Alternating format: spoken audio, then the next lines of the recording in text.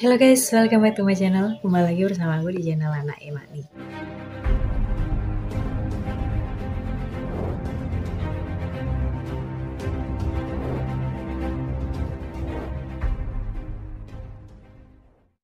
Nah, di kisah kali ini aku akan menceritakan cerita kiriman dari Bapak Rusdi, keluarga Bapak Rusdi yang pernah mengalami, di mana pengalaman ini adalah pengalaman kisah nyata. Dan kisah nyata ini dialami oleh Bapak Rusdi di tahun sekitar 1997.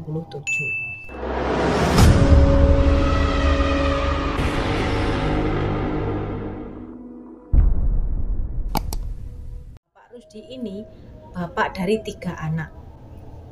Dan anak yang ketiga-tiganya ini adalah perempuan semua.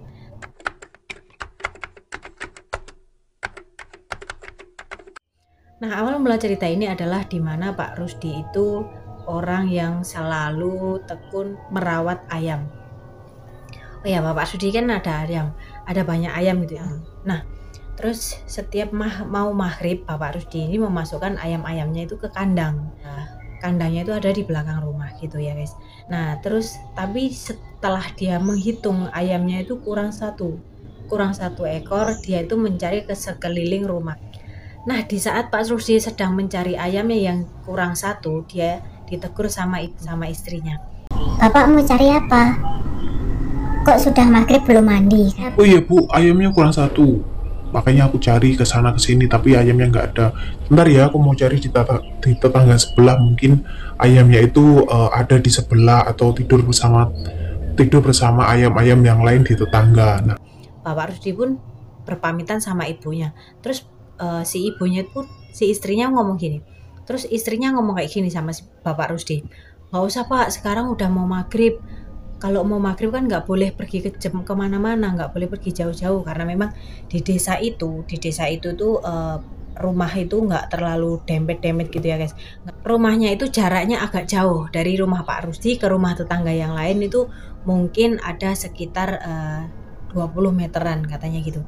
Nah, terus setelah itu Bapak Rusdi pun mengeyel, nggak bisa Bu, kalau ayam ini sekali nggak pulang, besoknya juga nggak pulang lagi, katanya Bapak Rusdi kayak gitu. Nah, karena Bapak Rusdi ini ngotot dengan kata-kata yang seperti itu, istrinya pun tidak bisa membantah dengan ucapan bapaknya ini. Nah, akhirnya Bapak Rusdi pun pergi mencari ayamnya itu. Nah, setelah Bapak Rusdi ini pergi mencari ayamnya, di waktu itu maghrib telah tiba ya guys. Dia pergi di saat maghrib tiba.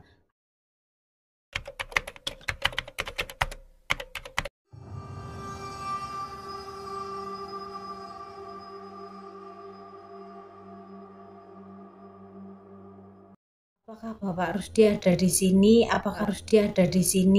Dia mencari ayamnya kurang satu.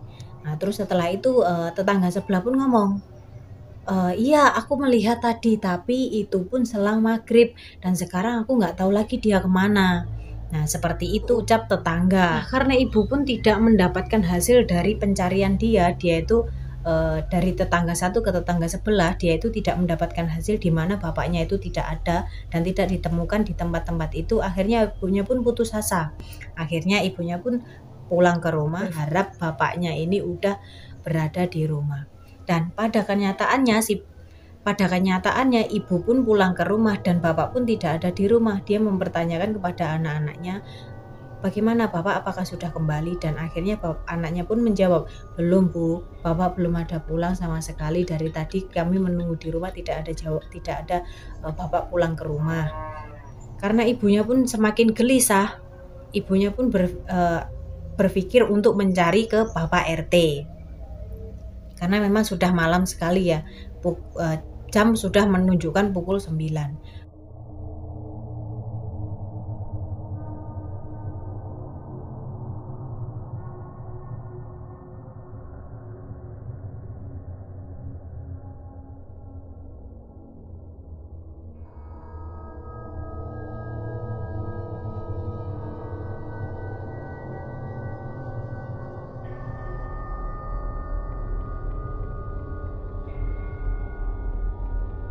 semakin hari semakin panik. Ibu nggak tahu harus bagaimana karena memang kebutuhan sehari-hari semuanya itu ada di tangan Bapak Rusdi. Dari situ ibu pun semakin gelisah karena memang Bapak Rusdi belum bisa ditemukan sudah 3 hari, dan hari pun semakin berjalan sampailah 1 bulan. Semakin panik, dia nggak tahu apa harus berbuat apa. Dia pun tanpa banyak pikir akhirnya pergi ke rumah Kiai. Dia pergi ke rumah Kiai memberitahukan bahwa suaminya ini udah 1 bulan tidak pulang. Dia keluar dari rumah itu, dia pamit untuk mencari ayam yang ayamnya belum kembali pada saat maghrib tiba. Nah, setelah itu Bapak Kiai pun menyarankan, kenapa baru kesini sekarang, bukankah sudah 1 bulan lebih, kan ini udah lama. Saya itu disuruh Bapak RT untuk mencari lewat Pak Polisi dulu. Kami berpikir ini nggak ada hubungannya dengan hal goib. Istri Bapak Rusdi ngomong begitu sama Bapak Kiai. Oh ya udah kalau begitu. Nah setelah itu Bapak Kiai pun menyarankan kepada istrinya Pak Rusdi untuk selalu sholat malam. Dan Bapak Kiai ini pun membantu bagaimana caranya sebisanya dia juga membantu, dan terus setelah itu dia bantu dengan doa. Dan nah karena istri Bapak Rusdi ini selalu sholat malam, di hari ketiga dia itu bermimpi di mana bapaknya itu seperti ada kabut gitu guys, ketemu Bapak Rusdi, tapi Bapak Rusdi itu dikerumuni dengan banyak kabut gitu guys, kabut putih kayak gitu. Pak Rusdi ini meminta pertolongan kepada istrinya. Bu, minta tolong keluarkan saya. Bu, minta tolong. Nah itu ucap Bapak Rusdi sampai 3 kali, dan akhirnya istri Pak Rusdi pun terbangun dari tidurnya. Nah setelah terbangun dari tidurnya, dia itu menyampaikan mimpinya kepada Bapak Kiai tadi. Setelah menyampaikan kepada Kiai tadi itu menyimpulkan bahwa Pak Rusdi ini tidak ada di alam nyata.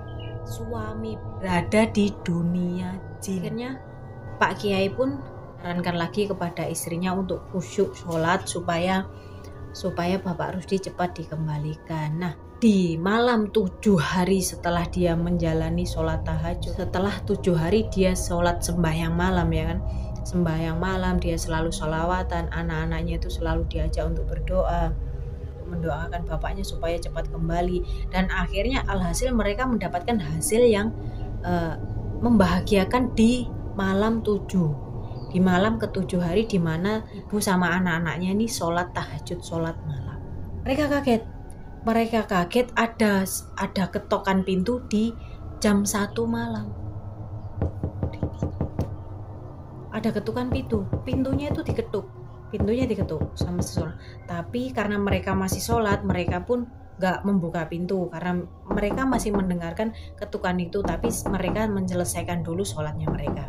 Nah setelah mereka sholat selesai, akhirnya mereka masih mendengarkan ketukan pintu itu.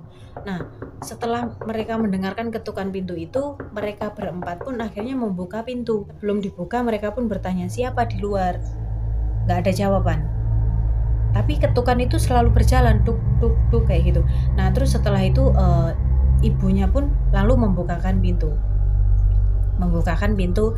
di mana ada ketukan tadi.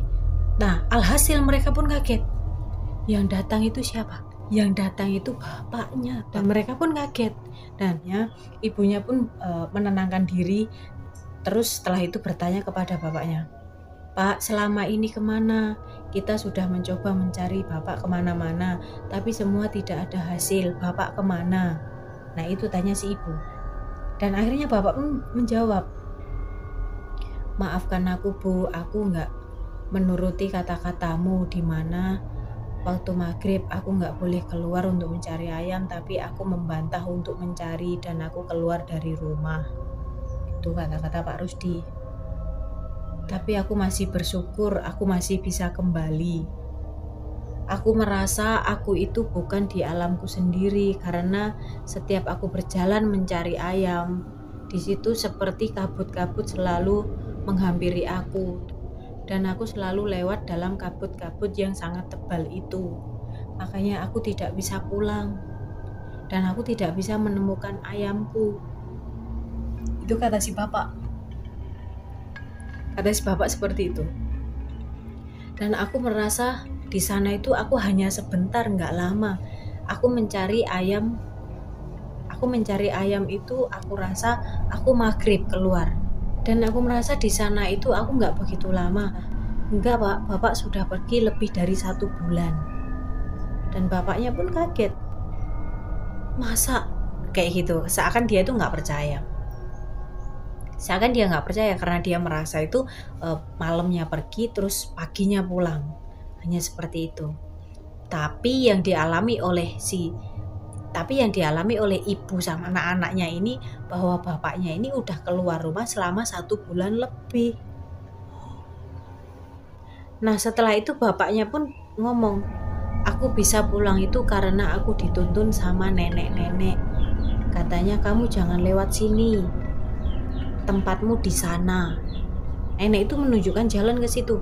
Tempatmu bukan di sini, tapi tempatmu di sana. Kamu jangan lewat sini. Kalau kamu lewat sini, ini bukan rumahmu. Kamu nggak akan menemukan rumah. Nah, nenek itu ngomong kayak gitu. Tapi setelah aku berpikir, aku juga nggak kenal itu neneknya siapa. Aku nggak kenal. Aku nggak ngerti itu siapa. Nenek itu siapa? Aku juga nggak kenal. Yang aku tahu, aku hanya berjalan di kabut yang sangat lebat dan aku tidak bisa melihat jalan apapun. Nah setelah nenek itu ngomong sama aku, kamu harus lewat sana. Akhirnya aku pun turuti dengan kata-kata si nenek itu. Aku turuti setelah aku lewat